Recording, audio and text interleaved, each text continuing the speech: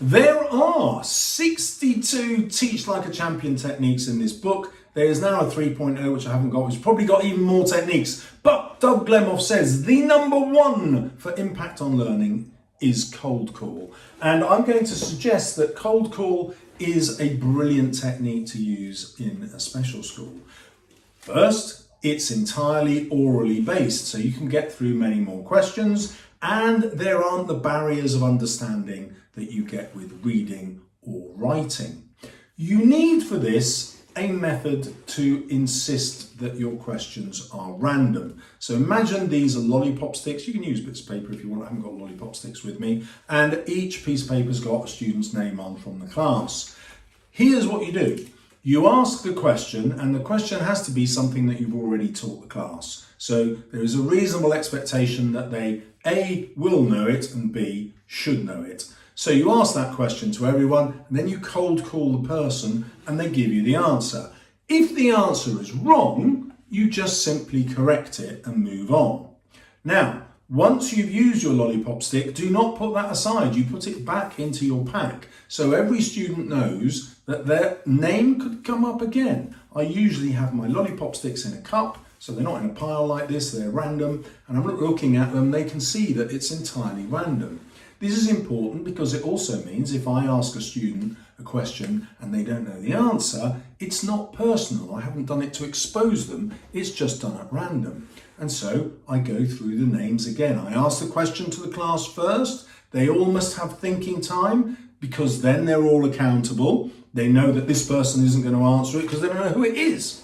Then I name the person and then they have to answer it.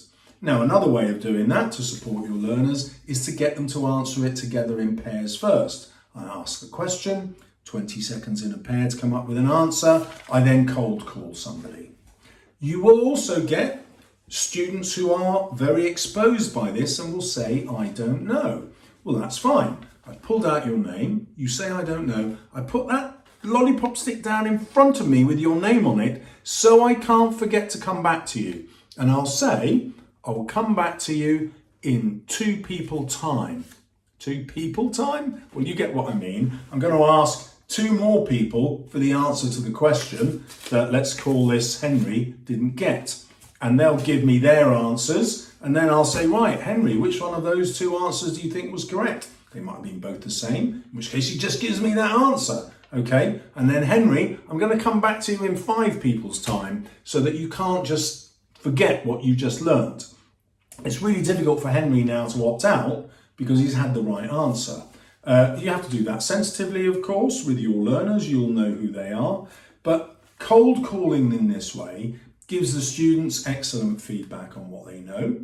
It builds memory because it's a genuine retrieval practice. It's really difficult for them to opt out.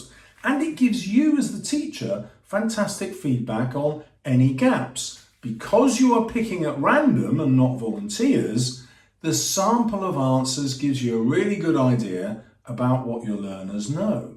Of course, if you've got a small class, you're going to sample all your learners, and that's an even more comprehensive form of feedback for you. So cold call should happen every lesson, although every rule is there to be broken.